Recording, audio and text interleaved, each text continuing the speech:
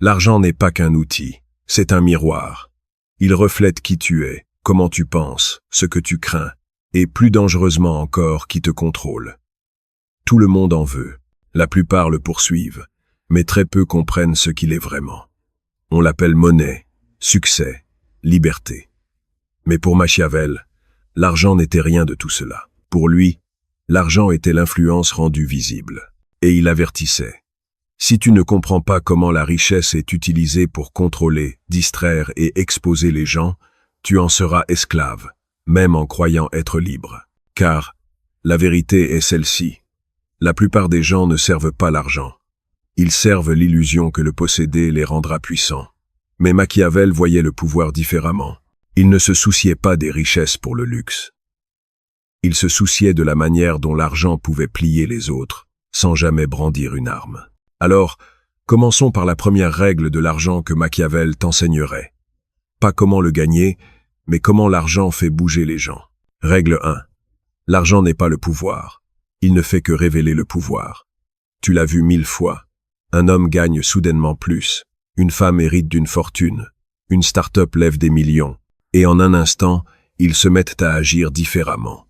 Plus bruyants, arrogants, ostentatoires, convaincus que l'argent lui-même les a élevés. Mais observe attentivement. Les puissants ne changent pas. Seuls les faibles le font. Car l'argent ne crée pas le caractère. Il l'amplifie. Il fait ressortir ce qui était déjà là. Le lâche se cache derrière le statut. Le manipulateur devient généreux seulement quand cela lui profite. Le fou achète ce qu'il pense être l'apparence de l'intelligence. Alors, la première leçon machiavélique est celle-ci. Ne poursuis pas l'argent pour te sentir puissant. Poursuis le pouvoir, la discipline, la stratégie, la réputation. Et laisse l'argent devenir le signe de ton contrôle, pas sa source. Sinon, tu deviendras riche tout en restant faible. Et il n'y a rien de plus pathétique qu'un homme avec de l'argent mais sans présence. Une personne qui possède des choses, mais ne commande aucun respect. Machiavel observait les rois tomber. Non pas à cause de la pauvreté, mais à cause de l'illusion que leur or signifiait qu'on les craignait. Il savait que le vrai pouvoir est lorsque les gens agissent différemment avant même que tu parles. Pas à cause de ta richesse, mais à cause de ton esprit. Règle 2. La richesse sans mystère est une vulnérabilité. Le monde moderne est obsédé par l'étalage. Montres, voitures, chaînes de créateurs, transparence financière. Les gens exhibent leur valeur nette, comme si c'était un trait de personnalité. Mais Machiavel y verrait non pas du pouvoir, mais une exposition. Car une fois que les gens savent ce que tu possèdes, ils commencent à calculer ce qu'ils peuvent prendre. Il croyait en un principe que peu comprennent. Le pouvoir se préserve par l'art de la dissimulation. Tu ne dois jamais laisser ta richesse parler plus fort que ta stratégie. En fait, si ta richesse est la chose la plus bruyante à ton sujet, tu as déjà perdu. Tu as montré au monde où viser. Alors, que fait le machiavélique? Il construit en silence. Il accumule par la structure, non par le spectacle. Et il laisse ses ennemis croire qu'il est toujours un peu moins qu'il ne l'est. Car rien n'est plus dangereux qu'un homme dont on ne peut mesurer le pouvoir. Laisse les gens sous-estimer ton argent. Laisse-les deviner. Laisse-les douter. Il vaut mieux qu'ils pensent que tu survis alors que tu contrôles secrètement tout le jeu. C'est ainsi que tu te déplaces, sans être détecté. C'est ainsi que tu frappes sans avertissement. C'est ainsi que les rois se construisent en silence. Règle 3. Ne dépends jamais de l'argent que tu ne contrôles pas. Voici le piège qui ruine la plupart des gens. Ils pensent que gagner de l'argent signifie posséder le pouvoir. Mais si ton argent peut être gelé, taxé, restructuré ou effacé par la décision d'un autre, tu ne possèdes pas la richesse. Tu la loues. C'est ce que Machiavel craignait plus que la pauvreté. La dépendance. Car dès que ta survie repose sur quelque chose que quelqu'un d'autre contrôle, tu deviens gérable. Demande-toi. Ton revenu dépend-il de l'approbation de quelqu'un d'autre? Ton style de vie pourrait-il s'effondrer avec un seul appel? As-tu construit ta force financière sur des systèmes qui ne t'appartiennent pas? Si oui, tu n'es pas libre. Tu es décoré. Tu es bien nourri, mais toujours prisonnier. Et celui qui contrôle la nourriture contrôle toujours le lion. Alors, le machiavélique ne se contente pas de gagner de l'argent. Il construit des forteresses autour, plusieurs sources de revenus, des actifs que personne ne peut voir, des flux de revenus qui ne dépendent pas des applaudissements, des tendances ou des réseaux fragiles. Il construit un revenu qui survit au silence et une sécurité qui ne repose pas sur le fait d'être aimé. Car une fois que tu rends quelqu'un financièrement dépendant de toi, tu n'as pas besoin d'argumenter, tu n'as pas besoin de menacer, tu n'as même pas besoin de parler. Ils se censureront eux-mêmes. Ils s'excuseront avant même que tu sois offensé. Ils obéiront en appelant cela un compromis. Et cela, c'est le vrai pouvoir. Pas le contrôle par la peur, pas le contrôle par la célébrité, mais le contrôle par la gravité économique. Les gens autour de toi gravitent autour de toi. Non parce que tu les forces, mais parce que ta structure financière exerce une attraction plus forte que la leur. C'est la définition de la richesse selon Machiavel. Pas l'argent, pas les richesses, mais une influence qui s'amplifie même dans le silence. Et si tu n'apprends pas à construire cela, tu passeras ta vie à gagner de l'argent pour les autres, vivant dans l'illusion du confort, pendant que quelqu'un d'autre décide si tu montes ou si tu tombes.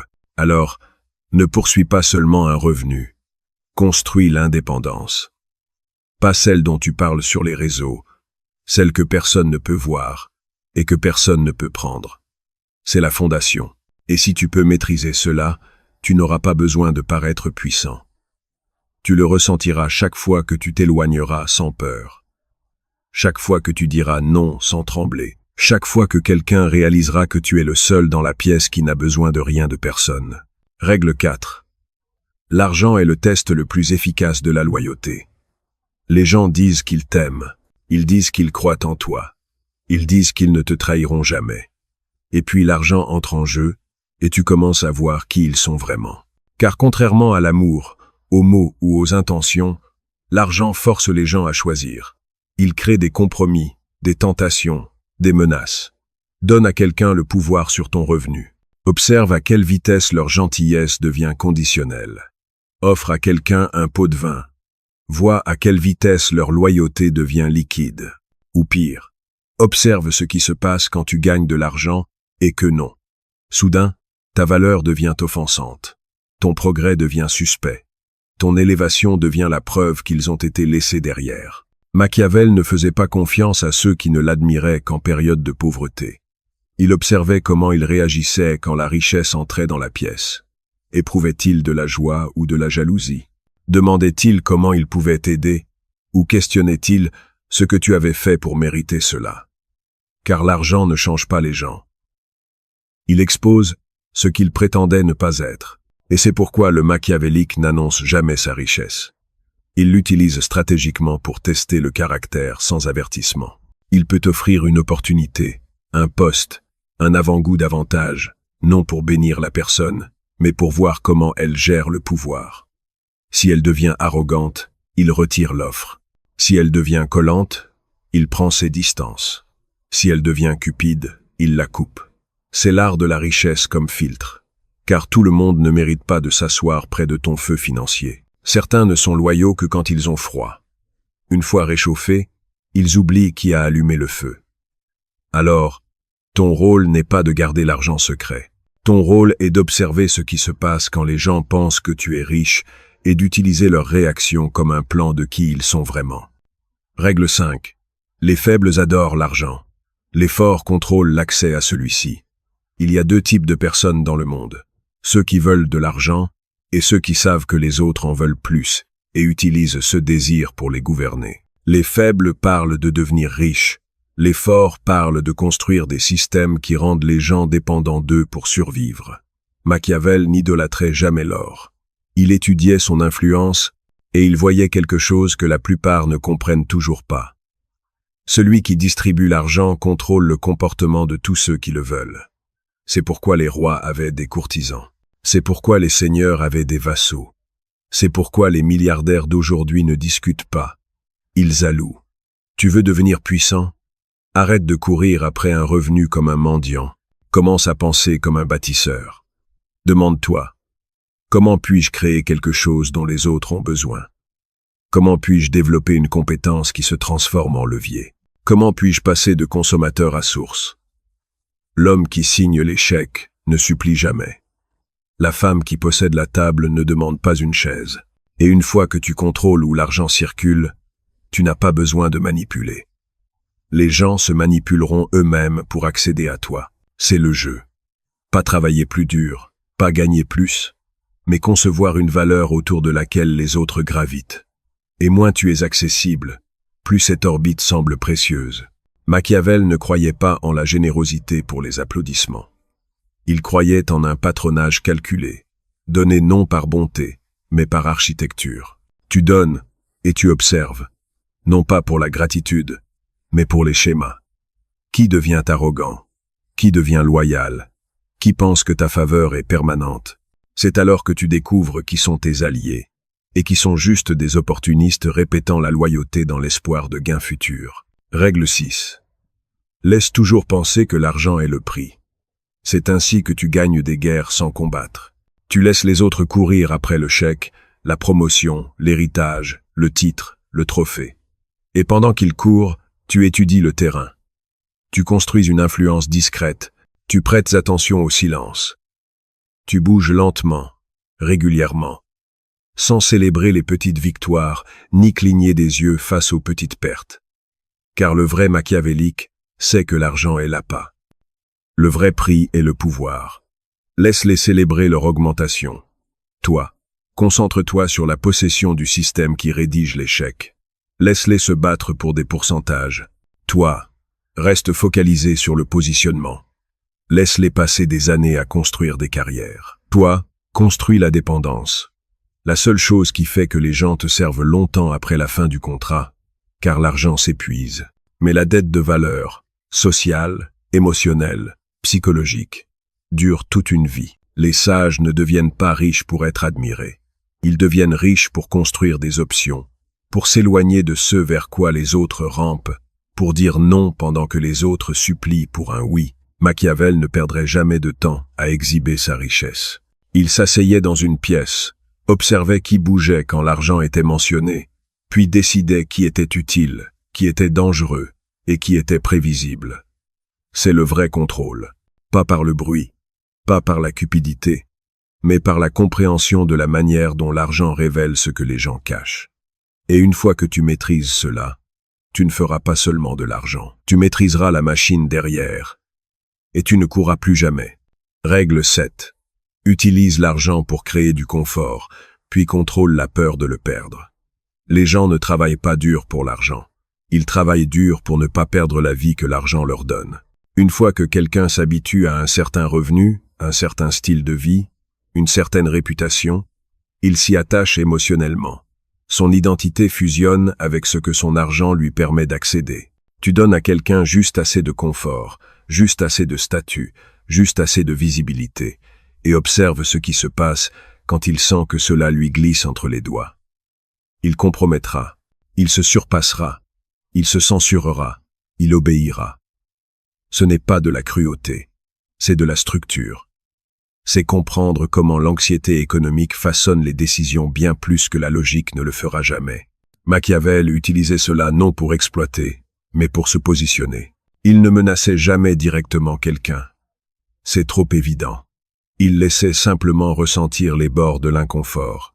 Il retardait un paiement, retirait une faveur, redirigeait l'attention ailleurs, faisait douter, sans paniquer, juste douter, s'ils avaient perdu leur position. Et dans cette subtile incertitude, les gens révèlent à quel point ils sont attachés à leur confort. Car voici la vérité machiavélique. La plupart des gens feront n'importe quoi pour éviter de reculer. Pas parce qu'ils sont cupides, mais parce qu'ils ont lié leur estime de soi à leur niveau de vie. Alors, le jeu n'est pas de donner de l'argent aux gens, c'est de leur donner une identité que l'argent soutient. Puis, assieds-toi et observe jusqu'où ils iront pour la préserver. C'est ainsi que les empires étaient maintenus, pas avec du sang, mais avec des salaires, des cérémonies, des symboles de privilèges qui pouvaient être retirés à tout moment. Car lorsque tu donnes à quelqu'un un confort qui semble mérité mais reste fragile, tu le contrôles sans jamais élever la voix. Règle 8. Les riches ne sont pas respectés. Ils sont mesurés. Le monde a été vendu à un mensonge. La richesse garantit l'admiration. que les gens te traiteront mieux si tu leur montres ton statut. Mais Machiavel voyait au-delà. Il savait que lorsque tu entres dans une pièce et exhibes ta richesse, tu n'impressionnes pas les gens, tu les invites à calculer. Il mesure ce que tu as gaspillé, ce qu'il te manque en goût ou en retenue, ce qu'il faudrait pour prendre ta place. La vérité est que la richesse n'attire l'admiration que de ceux qui sont en dessous de toi, de ceux qui veulent ce que tu as. Mais les puissants, eux, n'admirent pas ton style de vie. Ils mesurent tes mouvements. Alors, quand tu commences à agir par insécurité, quand ton but devient de paraître riche plutôt que de bouger avec sagesse, tu invites les prédateurs. Des gens qui sourient à ton succès tout en étudiant tes faiblesses. Des gens qui utiliseront ton apparence de pouvoir contre toi. C'est pourquoi Machiavel dirait « Ne montre jamais au monde à quel point tu as besoin de son admiration. Ils l'utiliseront pour te piéger. » Alors, comment le machiavélique affiche-t-il sa richesse? Il ne le fait pas. Il démontre la discipline, pas les dollars. La précision, pas les achats. L'influence, pas l'indulgence. Il peut tout posséder, mais tu ne le sauras jamais. Et c'est ce qui lui donne son avantage. Car lorsque personne ne peut voir l'étendue complète de ton empire, personne ne peut calculer comment le percer. L'homme riche discret, il est dangereux, car il n'a jamais eu besoin de ta validation, et il ne craint pas ton jugement. Règle 9. Deviens inébranlable sans cela. C'est là que tout change. La plupart des gens ont peur de perdre de l'argent parce que cela signifierait perdre leur identité. Mais le machiavélique maîtrise l'état que la plupart craignent, le non-attachement. Il gagne de l'argent, il utilise l'argent, il multiplie l'argent. Mais il ne laisse jamais l'argent devenir lui, car le message le plus puissant que tu puisses envoyer dans n'importe quelle pièce, affaires, politique, guerre ou amour, est celui-ci. Je peux m'éloigner. Et toi, tu ne peux pas. Ce simple fait réécrit chaque interaction. Il fait que les gens te poursuivent. Pas parce que tu es plus riche, mais parce que tu es libre. Tu n'as pas besoin de l'accord. Tu n'as pas besoin des projecteurs. Tu n'as pas besoin de prouver que tu as ta place, car tu sais que même si l'argent disparaissait, tu le reconstruirais. Pas par chance, pas en mendiant, mais grâce à la même architecture qui t'a rendu dangereux en premier lieu. Maîtrise de soi, conscience, levier, patience. C'est ainsi que fonctionne l'argent. Ce n'est pas aléatoire. Ce n'est pas mystique, ce n'est pas spirituel. C'est une machine, et ceux qui la maîtrisent sont ceux qui cessent de la poursuivre émotionnellement et commencent à l'utiliser comme des stratèges. Silencieux, chirurgicaux, détachés, sans excuses, inaccessibles à la manipulation. C'est alors que le monde change, pas quand tu deviens riche, mais quand tu deviens la force qui décide qui d'autre le devient. Règle 10. Celui qui contrôle le flux contrôle le cadre. Machiavel ne faisait jamais confiance aux apparences. Il savait que le pouvoir ne réside pas dans celui qui tient le trésor, mais dans celui qui décide où il circule. Dans le monde moderne, cela signifie ceci. Tu peux être riche et rester impuissant. Tu peux être fortuné et toujours être remplaçable. Mais si tu contrôles la distribution de la valeur, l'attention des autres se plie autour de toi. Pas parce qu'ils t'aiment, pas parce qu'ils t'admirent, mais parce qu'ils ont besoin de toi. C'est le pouvoir du positionnement.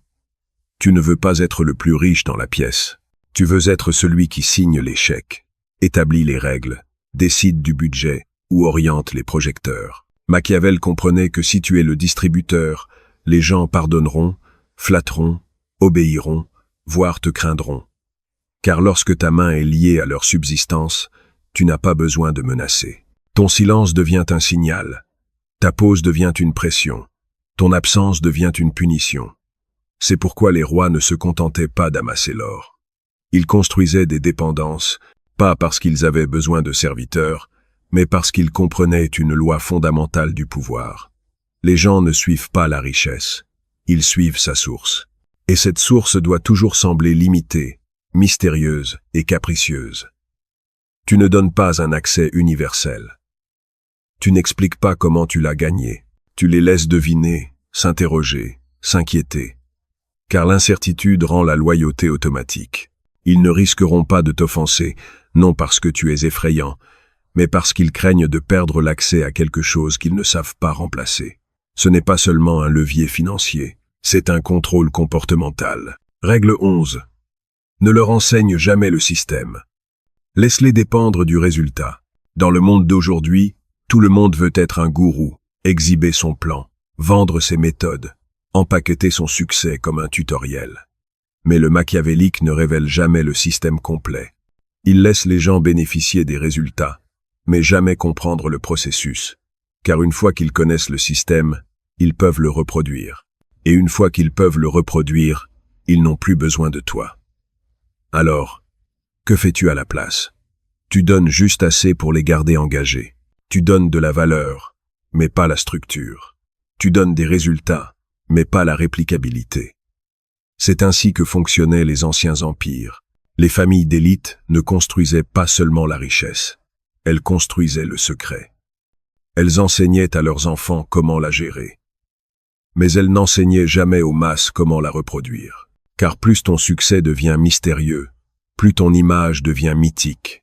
Et cette image vaut plus que la monnaie elle-même. Elle devient un capital, pas financier, mais psychologique. Les gens feront confiance à ton guidance, répéteront tes mots, obéiront à ta stratégie, non parce qu'ils la comprennent, mais parce qu'elle fonctionne.